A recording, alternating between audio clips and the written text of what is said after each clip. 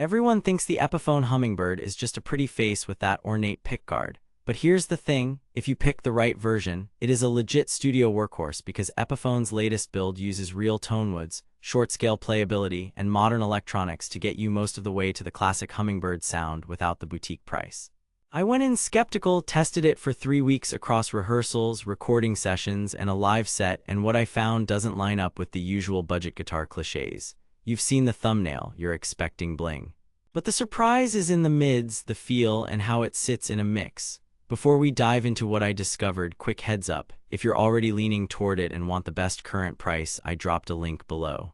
But hang tight because a couple of gotchas I found will save you time, tone, and potentially a return label. Setup: I was hunting for a square-shoulder dread that wouldn't fight me. My last 2 budget acoustics either felt stiff or boomed in the low end so badly that every recording needed surgical EQ. I needed something I could strum behind vocals, fingerpick without fretting hand fatigue, and plug in without that piezo quack.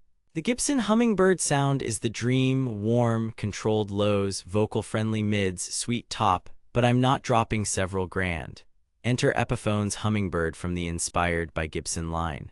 Solid Sitka spruce top, solid mahogany back and sides, short 24.75 scale, bone nut and saddle, rounded C neck, 43 nut, scalloped X bracing, and a Fishman sonotone with sound hole controls. On paper it checked every box, but let's be real, specs don't make music. The question was whether it actually delivered in hand, in a mix, and under stage lights. Confrontation.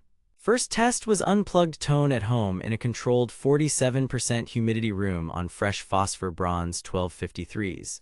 Out of the box, the action measured about 2.2 m on the low E and 1.8 m on the high E at the 12th fret. The guitar weighed roughly 4.5 pounds. Strumming an open G, the note bloom was fast, sustain around 11-12 seconds before decay, not the canon of a rosewood dread but intentionally focused. The bass is present but reined in, the mid-range sits forward in that classic Hummingbird way that supports vocals. Fingerstyle on the 5th-9th frets had a woody, compressed sweetness that I haven't found in laminate-backed competitors. But then playability, that 24.75 scale and rounded C neck changed the game. Bar chords felt easy, vibrato felt natural, and string tension was noticeably looser than your typical 25.5-inch Taylor-style dread. Intonation checked within 3 cents at the 12th fret across strings. Fretwork was clean, with only a couple of micro-scratchy fret ends you'd feel if you really went looking. Nut slots were cut well, though my B string pinged once until I rubbed in a dab of graphite. Recording test next. I tracked it with a small diaphragm condenser at the 12th fret, 8 inches back, plus a room mic. Then I did a quick DI take straight from the Fishman sonotone into a clean preamp. Mic'd, the guitar layered beautifully, no sub-bass mud, no cardioid thwomp that eats up headroom. The top has a slightly dry character that keeps strums articulate, but then here's where it gets interesting, the DI tone. It's usable for live, definitely. At the raw DI stage, it has that expected undersaddle edge if you dig in too hard. A gentle high shelf cut around 6K Hz and a narrow notch around 1.6K Hz smoothed it right out, and an acoustic IR took it into record-ready territory. Live test was a 90-minute coffeehouse gig through a small PA. I left the onboard controls at about 70% volume and a hair of tone, then did the rest at the board. No feedback until I got cheeky and stood right over the wedge. A quick notch at 120 Hz and a sound hole plug solved it. Tuning stability was solid with the 18-1 vintage-style tuners once the strings were stretched. Battery access is straightforward. Sound hole controls are a little awkward mid-song, but that's the trade-off for a clean look. Build and details. Multiply binding is tidy, the aged gloss finish and heritage cherry sunburst vibe look fantastic under lights, and the iconic pickguard art is actually part of the charm here.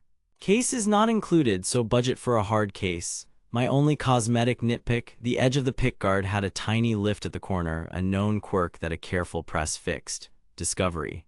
The most surprising thing I learned after 20+ hours of play is that the short scale and bracing don't just affect feel, they shape your arrangement. I found myself strumming a little lighter, getting a more even sound that left space for vocals and piano without scooping mids. Compared side by side with a Taylor 214C, the Taylor had that glassy top and tighter low end, but the Epiphone sat under the voice better for folk pop and country.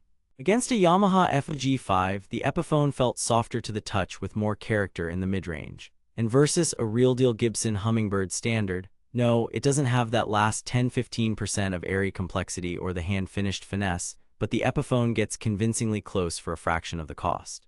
Here's what nobody tells you: not all Epiphone Hummingbirds are the same. The older Hummingbird Pro uses different woods and has a different voice.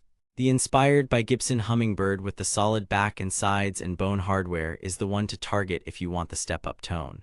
That's the one I'm reviewing here. Too good to be true. It's good, not magic. The electronics are practical, the unplugged voice is honest and musical, and the feel can make you play better longer. That combination is rare under $1,000. Now that you know the key differences and what it actually sounds like in the real world, this is one to grab before the next restock or price bump hits. I've linked the exact Inspired by Gibson version I tested in the description for the best current price and availability. Bottom line, if you're a singer-songwriter, a strummer who records at home, or a player who wants that warm, mid-forward hummingbird vibe with easy playability, the Epiphone Hummingbird Inspired by Gibson is a strong yes.